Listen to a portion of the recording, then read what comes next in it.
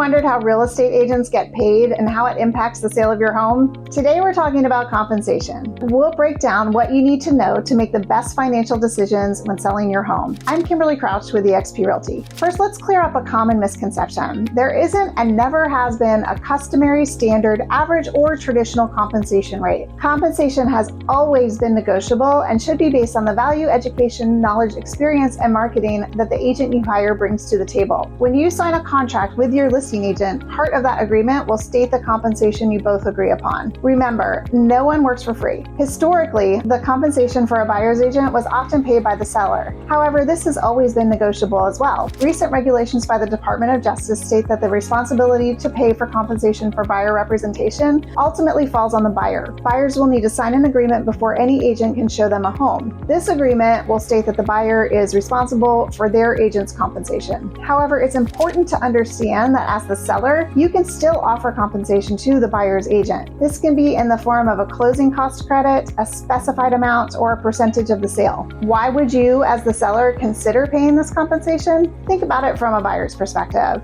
A deal where the seller pays all or a portion of the buyer's agent's compensation is more attractive than one where the buyer has to cover it all. Before the new regulation, compensation for both agents typically came out of proceeds from closing, so no one paid out of pocket. Now, if the buyer has to cover their agent's compensation, it adds to their financial burden, which can be tough or impossible for many buyers, especially first-time buyers. If no compensation is offered to a buyer's agent from the seller, it stands to reason that many buyers may not be able to make an offer. This could negatively affect the sale of your home and could actually cause you to net less money. Some buyers may not want to look at homes without seller-paid compensation. Others may advise agents to negotiate the compensation to be paid by the seller, and some buyers who have the financial means will still opt to pay it themselves. This could result in fewer offers on your home. Not good, right?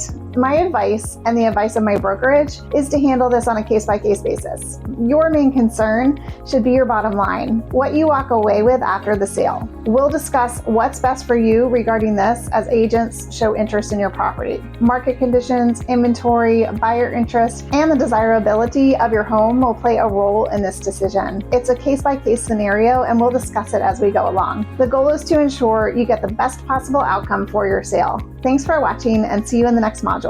I'm Kimberly Crouch with eXp Realty, authentic coastal luxury at every price point.